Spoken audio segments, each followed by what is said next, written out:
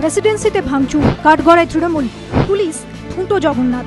নয়াদিল্লিতে অর্থমন্ত্রী নিগ্রহকাণ্ডের রেশ আছড়ে পড়ল প্রেসিডেন্সিতেও। অভিযোগ, বুধবার দুপুরে একদল বহিরাগত তৃণমূলের পতাকা হাতে প্রেসিডেন্সিতে ঢুকে ব্যাপক ভাঙচুর চালায়, মারধর করে ছাত্র ও অধ্যাপকদের। গোটা ঘটনার জন্য পুলিশের বিরুদ্ধে নিষ্ক্রিয়তার অভিযোগে সরব বিশ্ববিদ্যালয় কর্তৃপক্ষ ও পড়ুয়ারা। কোন দল কোনো চিন্তা না করে সামনে যাকে পেয়েছে তাকে মেরেছে। পুলিশ কোনো অ্যাকশন নিচ্ছেন না, পুলিশ চুপ করে দাঁড়িয়ে আছেন। যারা ঢুকেছেন তাদের আমি দেখলাম পরিষ্কারভাবে, তাদের দেখে কিন্তু ছাত্র বলে আদৌ মনে হয়নি। হাতে তাদের টিএমসিপি ফ্ল্যাগ ছিল। আমরা এখানটা দাঁড়িয়েছিলাম, তৃণমূলের লোকজন বাইরে আধ ঘন্টা ধরে ওখানে ঝামেলা করছিল। হঠাৎ করে তালা চেন দুটো ভেঙে একদল ছেলে ঢুকলো। এখানে কয়েকজন ছাত্র দাঁড়িয়েছিল, সূর্য সবাই দাঁড়িয়েছিল।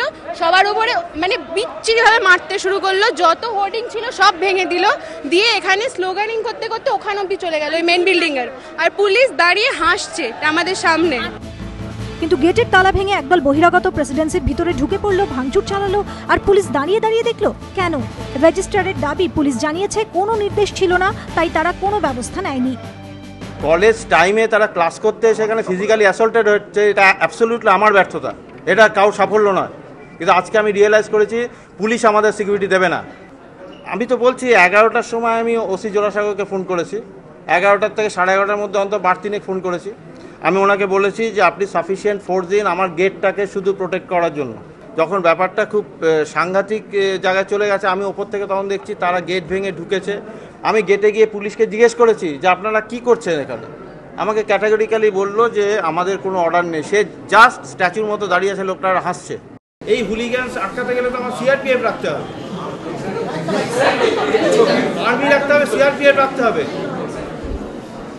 কারণ ক্যালকাটা পুলিশকে ডেকে তো তারা আসছে এখানে, যা দাঁড়িয়ে তারা শো দেখছে। বিশ্ববিদ্যালয়ের কর্তৃপক্ষ গোটা ঘটনার কথা আচার্য এম.কে. নারায়ণনকে জানিয়েছে। কর্তৃপক্ষ জানিয়েছে আধিকারিকদের সঙ্গে কথা বলে তারা ব্যবস্থা নেবে। কৃষ্ণেন্দু অধিকারী ও মৈত্র ঠাকুর চক্রবর্তীর রিপোর্টে বিপি আনন্দ, কলকাতা।